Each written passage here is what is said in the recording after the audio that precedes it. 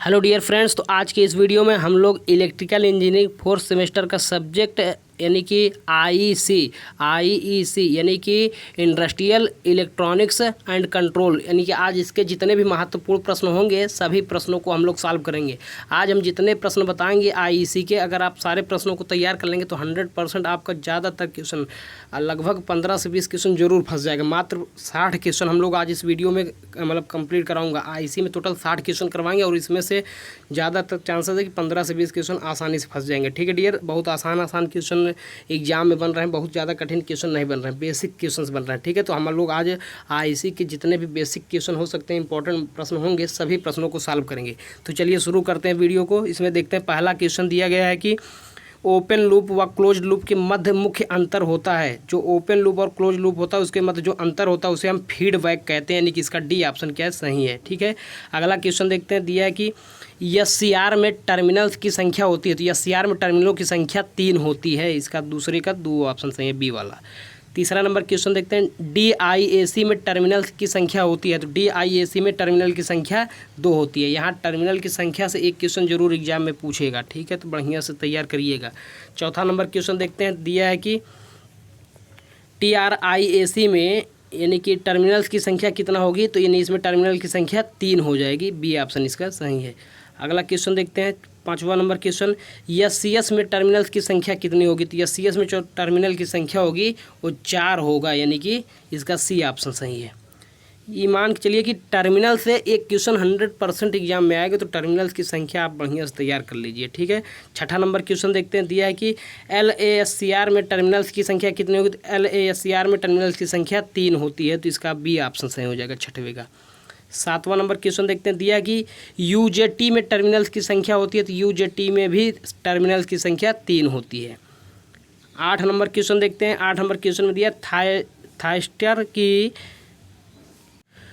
To transistor analogy के अनुसार उसका एनोड धारा IA का मान कितना होता है, तो इसके लिए क्वेश्चन हो जाएगी। डायरेक्ट फार्मूला याद रख लीजिए, अल्फ़ा टू IG अपान 1 माइनस अल्फ़ा 1 प्लस अल्फ़ा 2, ये यानी कि इसका पहला ऑप्शन सही हो जाएगी। ये सूत्र इसका याद कर लीजिए, alpha two IG divided by 1 minus alpha 1 plus alpha 2। ठीक है, अगला क्वेश्चन देखते हैं। दिया है कि 8 नंबर क्वेश्चन।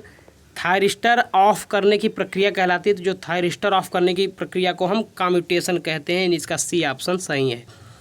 10 नंबर क्वेश्चन देखते हैं। दिया है कि यूजेटी की इंट्रिंसिक स्टैंड ऑफ रेशियो का मान कितना होता है, तो जो यूजेटी की इंट्रिंसिक स्टैंड होता है उसका मान 2.6 होता है, यानी कि ये वाला ऑप्शन सही हो जाएगा, इसका 0.6 तीसरा ऑप्शन 0.6 हो जाएगा। क्वेश्चन क्या एक बार फिर से देख लेते हैं। कह रहा है कि यूजेटी की इंट्रिंसिक स्टैंड जो होता है इसका जो ऑफ रेशियो का मान कितना होता है, तो 0.6 होता है, 10 का सी ऑप्शन सही है। 11 नंबर क्वेश्चन देखेंगे। दिया है कि यूजेटी के अभिलक्षणों में पीक पॉइंट व वैली पॉइंट के मध्य का क्षेत्र क्या कहलाता है। जो यूजेटी के अभिलक्षणों में जो करेक्टरिस्टिक होता है उसके जो पीक पॉइंट होता है और वैली पॉइंट होता है उसके जो मध्य भाग होता है उसे निगेटिव प्रतिरोध क्षेत्र कहते हैं, यानी कि निगेटिव रेजिस्टेंस एरिया कहते हैं, रीजन कहते हैं, यानी कि इसका डी ऑप्शन क्या सही है। 12 नंबर क्वेश्चन देखते हैं। 12 नंबर क्वेश्चन में दिया है कि यूजेटी के अभिलक्षणों में पीक पॉइंट व वैली पॉइंट के मध्य का क्षेत्र कहलाता है, तो ये निगेटिव प्रतिरोध क्षेत्र कहलाता है। जो यूजेटी के अभिलक्षणों में पीक पॉइंट व वैली पॉइंट के मध्य का जो क्षेत्र होता है उसे निगेटिव प्रतिरोध क्षेत्र कहते हैं। अभी यही क्वेश्चन यहाँ कराए थे 11 नंबर। ठीक है, 12 नंबर क्वेश्चन देखते हैं। दिया कि 2N2646 तथा 2N2647 है, क्या है, तो ये यूजेटी है। ठीक है, ये यूजेटी, डी ऑप्शन इसका सही होगा। 13 नंबर क्वेश्चन देखते हैं। दिया है कि वह स्विच जिसमें मूविंग पार्ट्स नहीं होते कहलाता है, तो उसे स्टैटिक स्विच कहते हैं, यानी कि इसका बी ऑप्शन सही है। 14 नंबर क्वेश्चन देखते हैं। दिया है कि 14 नंबर क्वेश्चन में एनोड व कैथोड के मध्य न्यूनतम वोल्टेज जो थायरिस्टर को चालन मोड में लाने हेतु आवश्यक होती है क्या कहलाती है, तो उसे हम फिंगर वोल्टेज कहते हैं, तो 14 का ए ऑप्शन होगा, फिंगर वोल्टेज। 15 नंबर क्वेश्चन देखते हैं। दिया है कि सेल्फ कम्यूटेशन मुख्यतः प्रयोग किया जाता है, जो सेल्फ कम्यूटेशन होता है वो मुख्यतः डीसी चापर्स का प्रयोग किया जाता है, यानी कि सी ऑप्शन इसका सही है। 16 नंबर क्वेश्चन देखते हैं। डीसी को एसी में कन्वर्ट करने की प्रक्रिया क्या कहलाती है।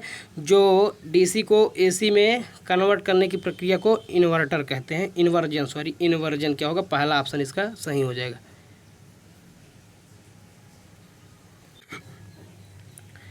17 नंबर क्वेश्चन देखते हैं। दिया कि यदि एक डीसी चापर माइक्रोसेकंड के लिए ऑन तथा 5 माइक्रोसेकंड के लिए ऑफ रहता है तो 20 सेकंड है, तो ड्यूटी साइकिल व चापर आवृत्ति का मान होगा क्रमशः ये 80% या फिर 4 किलो हर्ट्ज होगा, यानी कि इसका डी ऑप्शन सही है। 18 नंबर क्वेश्चन देखते हैं। दिया कि निम्नलिखित में से कौन सी युक्ति फ्रीक्वेंसी कन्वर्टर युक्त है। जो फ्रीक्वेंसी कन्वर्टर युक्त होता है उसे हम साइक्लो कन्वर्टर बोलते हैं, यानी कि 18 का सी ऑप्शन सही है। अगला क्वेश्चन देखते हैं 19 नंबर। कौन सी हीटिंग विधि को ईडी करंट यानी भंवर धारा हीटिंग विधि भी कहा जाता है। तो इंडक्शन हीटिंग को हीटिंग करंट यानी कि भंवर धारा हीटिंग विधि भी कहते हैं, तो इसका बी ऑप्शन सही हो जाएगा। भंवर धारा यानी कि ईडी करंट किसको कहते हैं, तो इंडक्शन हीटिंग विधि भी कहा जाता है किसको, इंडक्शन हीटिंग को, तो इसका बी ऑप्शन सही हो जाएगा। 20 नंबर क्वेश्चन देखते हैं। दिया है कि ईडी करंट लॉसेस का सूत्र होता है, तो ईडी करंट लॉसेस का सूत्र रट लीजिए, WP equal to W equal to क्या हो जाएगा, KF स्क्वायर WE से रिप्रेजेंट करते हैं। जो ईडी करंट होता है ई यानी कि ईडी करंट होता है, इसलिए इसको WE से रिप्रेजेंट करते हैं। W equal to KF square BM square into V क्या हो जाएगा, बी ऑप्शन इसका सही है। 21 नंबर क्वेश्चन देखते हैं। जिन युक्तियों का प्रतिरोध उन पर पड़ने वाले प्रकाश पर निर्भर करता कहलाता है, तो फोटो कंडक्टिव युक्तियाँ, यानी कि 21 का ए ऑप्शन सही हो जाएगा, फोटो कंडक्टिव युक्तियाँ। 22 नंबर क्वेश्चन देखते हैं। दिया है कि LDR क्या होता है, तो LDR जो होता है उसे हम फोटो प्रतिरोध कहते हैं, तो इसका सी ऑप्शन सही हो जाएगा, फोटो प्रतिरोध। 23 नंबर क्वेश्चन देखेंगे। अंधकार व प्रकाश में LDR का प्रतिरोध होता है लगभग कितना होता है, तो कई किलो ओम्स कुछ या फिर कुछ ओम, ये वाला ऑप्शन सही हो जाएगा, बी ऑप्शन, यानी कि 23 का बी वाला ऑप्शन सही है। 24 नंबर क्वेश्चन देखेंगे। दिया है कि LDR का अनुप्रयोग क्या है, तो LDR का प्रयोग ऑटोमेटिक स्ट्रीट लाइट भी होता है, बर्गलर अलार्म के लिए भी होता है, लाइट एक्टिवेटेड ऑफ परिपथ के लिए भी होता है, यानी लास्ट ऑप्शन सही हो जाएगा इसका उपरोक्त सभी, यानी 24 का डी ऑप्शन सही हो जाएगा, उपरोक्त सभी।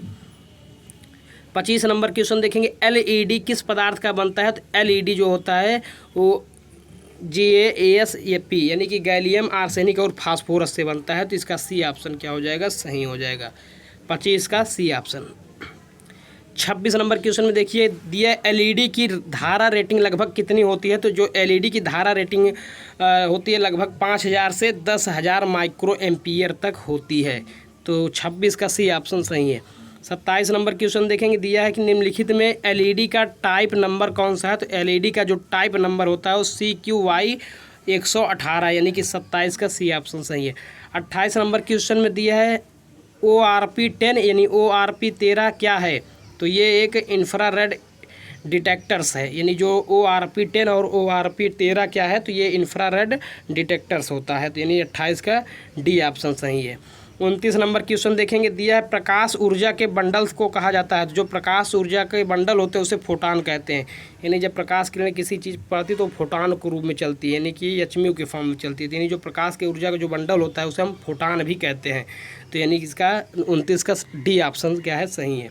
30 नंबर क्वेश्चन देखेंगे। दिया है कि टेकोमीटर किस प्रकार का कन्वर्जन करता है, तो जो टेकोमीटर होता है वो एंगुलर वेलोसिटी टू वोल्टेज में कन्वर्ट करता है, यानी कि इसका सी ऑप्शन सही हो जाएगा, एंगुलर वेलोसिटी से वोल्टेज में कन्वर्ट करता है, तो इसका सी ऑप्शन सही हो जाएगा।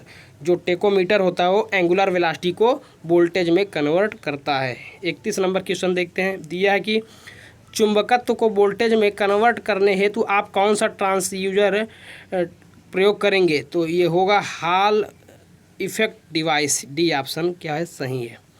32 नंबर क्वेश्चन देखिए। दिया यदि किसी प्रतिरोध की लंबाई में 5% का परिवर्तन होने पर उसके प्रतिरोध में 10% का परिवर्तन हो जाता है, तो गेज फैक्टर का मान कितना होगा, तो जब इसको सॉल्व करेंगे तो गेज फैक्टर का मान होगा 2 हो जाएगा, 32 का ये ऑप्शन सही है। 33 नंबर क्वेश्चन देखिए। पीजो इलेक्ट्रिक ट्रांसड्यूसर होते हैं, यानी इसमें 4 ऑप्शन दिए, इसका पहला ये ऑप्शन यानी कि एक्टिव ट्रांसड्यूसर क्या है, सही है, यानी 33 का ये ऑप्शन सही है। 34 नंबर क्वेश्चन देखिए। दिया है कि लीनियर वेरिएबल डिफरेंट ट्रांसड्यूसर यानी कि LVDT क्या है, LVDT क्या है, तो ये एक इंडक्शन टाइप डिस्प्लेसमेंट ट्रांसड्यूसर है, ठीक ना, यानी कि इसका सी ऑप्शन क्या है, सही है, ठीक है। LVDT क्या है, तो इंडक्शन टाइप डिस्प्लेसमेंट ट्रांसड्यूसर, यानी कि इसका 34 का सी ऑप्शन सही है। 35 नंबर क्वेश्चन देखते हैं। 35 नंबर में दिया है कि एक एलवीडी में 0.3 माइक्रोमीटर का डिस्प्लेसमेंट यानी विस्थापन 5 वोल्ट आरएमएस आउटपुट वोल्टेज उत्पन्न करता है। इस एलवीडीटी की सेंसिटिविटी कितनी होगी? तो इस एलईडी की जो सेंसिटिविटी होगी जब इसको सॉल्व करेंगे तो आएगा 1/2/3 × 10⁴ वोल्ट पर mm, यानी कि इसका सी वाला ऑप्शन सही हो जाएगा। 36 नंबर क्वेश्चन देखते हैं। दिया कि थर्मिस्टर का गुण क्या है? तो इसका दूसरा वाला ऑप्शन उच्च ऋणात्मक प्रतिरोध ताप गुणांक, तो उच्च ऋणात्मक ताप प्रतिरोध ताप गुणांक, यानी कि बी ऑप्शन क्या सही है। अगला क्वेश्चन देखते हैं। दिया है कि थर्मिस्टर्स का प्रतिरोध ताप पर निर्भर होता है, तो ये चरघातांकी रूप में यानी कि डायरेक्टली प्रोपोर्शनल टू e⁻t के रूप में ये निर्भर करता है। 38 नंबर क्वेश्चन देखते हैं। बहुत उच्च ताप मापन हेतु प्रयुक्त किए जाते हैं, बहुत उच्च ताप मापन हेतु प्रयुक्त किए जाते हैं तो पायरोमीटर, जैसे बहुत ज़्यादा टेम्परेचर को मापना होता है तो अब हम पायरोमीटर का उपयोग करते हैं। पायरोमीटर जैसे कि सूर्य का तापमान मापने के लिए ही हम क्या करते हैं, पायरोमीटर का प्रयोग करते हैं, क्योंकि सूर्य का तापमान क्या है होता है, बहुत ही ज़्यादा होता है। तो जब बहुत अधिक तापमान को मापना होता है तो पायरोमीटर का उपयोग करेंगे, ठीक है ना। तो इसमें क्या दिया है, क्वेश्चन 38 नंबर में दिया है कि बहुत उच्च ताप मापन हेतु प्रयुक्त किए जाते हैं तो पायरोमीटर क्या होगा, दूसरा ऑप्शन सही है। 38 नंबर हो गया। 39 नंबर देखते हैं। 39 नंबर क्वेश्चन। आज की इस वीडियो में टोटल हम 60 क्वेश्चन करवाएंगे, जितने भी 60 क्वेश्चन हो सकते हैं, यानी हम लोग टोटल आज आईईसी से टोटल 60 क्वेश्चन करने वाले हैं। तो 38 क्वेश्चन कर चुके हैं। तब चलिए देखते हैं 39 नंबर क्वेश्चन। दिया है कि त्वरण के मापन हेतु प्रयुक्त किए जाते हैं, जो त्वरण के मापन हेतु प्रयुक्त करते हैं तो उसे हम एक्सेलेरोमीटर कहते हैं, यानी कि ये सी ऑप्शन सही है। 40 नंबर क्वेश्चन देखते हैं। दिया है कि एक वेरिएबल रिलक्टेंस टाइप टेकोमीटर में रोटर दोनों यानी कि रोटर टीथ के संख्या 60 है। काउंटर 1 सेकंड में 3600 काउंट्स करता है। आरपीएम में गति कितनी होगी? तो जब इसको सॉल्व करेंगे तो जो आरपीएम में गति हो जाएगी वो 3600 ही आरपीएम होगी, तो इसका बी ऑप्शन सही है, ठीक है। क्वेश्चन देख लीजिए एक बार, इसका दूसरा ऑप्शन सही है। 41 नंबर क्वेश्चन देखते हैं। दिया कि यदि किसी एलवीटीटी की सेंसिटिविटी 3 × 10⁴ वोल्ट पर mm है तो 3.2 माइक्रोमीटर डिस्प्लेसमेंट पर आउटपुट कितनी होगी? तो जो आउटपुट हो जाएगी वो 9.46 वोल्ट आरएमएस होगा, यानी सी ऑप्शन इसका सही है, ठीक है। अगला क्वेश्चन देखते हैं। दिया है 42 नंबर क्वेश्चन में एक वेरिएबल रिलक्टेंस ट्रांसड्यूसर यानी कि 6000 यानी कि 6000 काउंट्स करता है तो प्रति सेकंड रिकॉर्ड करता है। यदि स्पीड 4800 यानी कि 4800 आरपीएम है तो रोटर टीथ है, यानी जो रोटर टीथ होगा उसकी संख्या कितनी होगी? तो इसमें 4 ऑप्शन दिया गया है, तो इसका तीसरा वाला ऑप्शन यानी कि 75 हो जाएगी। इसमें रोटर टीथ की जो संख्या होगी 75 हो जाएगा। 43 नंबर क्वेश्चन देखते हैं। दिया कि आरोपित वोल्टेज के कारण अर्धचालक में प्रभावित धारा कहलाती है। जो आरोपित के द्वारा प्रभावित धारा होती है उसे ड्रिफ्ट धारा कहते हैं, यानी कि ड्रिफ्ट वेलोसिटी पढ़ते हैं हम लोग, सेमीकंडक्टर्स में पढ़ते थे ना, यानी क्या हो जाएगा, ड्रिफ्ट धारा, यानी सही हो जाएगा इसका पहला ऑप्शन। 44 नंबर क्वेश्चन देखेंगे। एवलांच ब्रेकडाउन किस कारण से होती है? तो जो एवलांच ब्रेकडाउन होता है वो उच्च गतिज ऊर्जा के कारण होता है, तो 44 का ए ऑप्शन सही हो जाएगा। 45 नंबर क्वेश्चन देखते हैं। दिया है कि फोटो कंडक्टिव अर्धचालक का उदाहरण है, तो जो फोटो कंडक्टिव अर्धचालक का उदाहरण होता है वो कॉपर ऑक्साइड व सेलेनियम ऑक्साइड होता है, तो 45 का बी वाला ऑप्शन सही हो जाएगा। 46 नंबर क्वेश्चन देखेंगे। थायरिस्टर का वोल्टेज सेफ्टी फैक्टर होता है, तो जो थायरिस्टर का वोल्टेज सेफ्टी फैक्टर होता है वो होता है peak inverse voltage upon √2 RMS value of operating voltage, यानी कि इसका डी वाला ऑप्शन क्या होगा, सही हो जाएगा। अब अगला क्वेश्चन देखते हैं। 47 नंबर। गेट ट्रायरिंग हेतु पल्सेस उत्पन्न करने की एक प्रचलित विधि क्या हो जाएगी? तो यूजेटी रिलैक्सेशन ऑसिलेटर्स, यानी कि इसका सी ऑप्शन सही हो जाएगा 47 का, ठीक है। 48 नंबर क्वेश्चन देखते हैं। दिया है कि DIAC और TRIAC का जोड़ा कहलाता है, यानी इसको हम लोग बोल सकते हैं डायक और ट्रायक का जोड़ा कहलाता है। DIAC यानी डायक और ट्रायक का जोड़ा क्या कहलाता है? तो इसे क्वाड्रैक कहते हैं, यानी कि इसका डी ऑप्शन क्या होगा, सही हो जाएगा। यहाँ DIAC और TRIAC यानी कि डायक और ट्रायक का जोड़ा कहलाता है, तो क्या हो जाएगा, क्वाड्रैक हो जाएगा, यानी इसका डी ऑप्शन सही हो जाएगा। 48 नंबर क्वेश्चन अभी करा दी इसके ऊपर। 49 नंबर क्वेश्चन देखते हैं। 49 नंबर OE 506 टाइप नंबर है तो SCR है, क्या हो जाएगा इसका बी ऑप्शन सही हो जाएगा SCR का। ठीक है, अब यहाँ दिया है ट्रैक को कहा जाता है, तो ट्रैक को क्या कहते हैं, तो anti parallel connection of 2 SCRs with common gate, यानी कि इसका डी वाला ऑप्शन सही हो जाएगा। अगला क्वेश्चन देखते हैं। दिया है कि एक थायरिस्टर में एनोड करंट बना होता है तो इलेक्ट्रॉन्स तथा होल्स, यानी इन दोनों के द्वारा बना होता है। जो थायरिस्टर में एनोड करंट बना होता है वो इलेक्ट्रॉन्स और होलों के द्वारा दोनों बना होता है। अब 52 नंबर क्वेश्चन देखते हैं। दिया है 52 नंबर क्वेश्चन में एक नॉर्मल SCR में turn on time turn off time से क्या होता है, तो कम होता है। जो एक नॉर्मल SCR में जो टर्न ऑन टाइम और जो टर्न ऑफ टाइम होता है वो कम होता है, लेस होता है, तो बी ऑप्शन 52 का सही है। 53 नंबर क्वेश्चन देखेंगे। दिया SCR में नंबर इस नंबर यानी कि सर्किट का कार क्या होता है, तो ये हो जाएगा इसका, इसमें 4 ऑप्शन दिया है। पहला ऑप्शन ये है, उसके बाद दूसरा, तीसरा, चौथा। तो इसका जो पहला ऑप्शन है, पहला ऑप्शन यानी कि सुप्रेस dV/dt, यानी इसका पहला ये ऑप्शन सही हो जाएगा। सुप्रेस dV/dt क्या होगा, सही हो जाएगा। अगला क्वेश्चन देखते हैं। 54 नंबर क्वेश्चन। थर्मल रेजिस्टेंस का यूनिट होता है, तो जो थर्मल रेजिस्टेंस होता है उसका यूनिट डिग्री सेल्सियस पर वाट होता है, तो 54 का बी ऑप्शन सही हो जाएगा। अब यहाँ से 55 नंबर क्वेश्चन देखेंगे। 55 नंबर क्वेश्चन में दिया है एक पावर सेमीकंडक्टर नष्ट हो सकता है, तो जो एक पावर सेमीकंडक्टर होगा वो हाई DI/dt से नष्ट हो सकता है, तो 55 का ये ऑप्शन सही हो जाएगा। अगला क्वेश्चन देखते हैं। 56 नंबर क्वेश्चन। 56 नंबर में दिया है कि थायरिस्टर में ओवर करंट हेतु यूज किए जाते हैं। जो ओवर करंट हेतु यूज करते हैं उसे हम सर्किट ब्रेकर एंड फ्यूज कहते हैं, तो इसका डी ऑप्शन क्या है, सही है। 56 का डी ऑप्शन। अगला देखते हैं। 57 नंबर क्वेश्चन। दिया कि इनमें से कौन सा SCR को परमानेंटली डैमेज नहीं करेगा, तो इसमें 4 ऑप्शन दिया गया। इसका पहला ऑप्शन यानी कि हाई dV/dt क्या होगा, इसको डैमेज नहीं करेगा। अगला क्वेश्चन देखते हैं। 58 नंबर। नेचुरल कम्यूटेशन में अब इसमें 4 ऑप्शन दिया गया है, इसमें कौन सा सही होगा, तो इसका लास्ट ऑप्शन नोटा क्या हो जाएगा, सही हो जाएगा। अब 59 नंबर क्वेश्चन देखते हैं। दिया है कि RL लोड की स्थिति में फ्री व्हीलिंग डायोड प्रदान करता है। जो RL लोड की स्थिति में जो फ्री व्हीलिंग लोड डायोड प्रदान करता है, तो ये इम्प्रूव्ड पावर फैक्टर के द्वारा होता है, तो 59 का यानी 59 का ए नंबर सही है। अगला क्वेश्चन देखते हैं।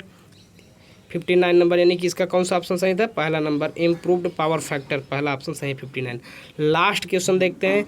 दिया है SMPS लीनियर पावर सप्लाई की तुलना में बेहतर होता है, तो रेगुलेशन एंड नॉइज़ के द्वारा, यानी ये क्या होगा, 60 का डी वाला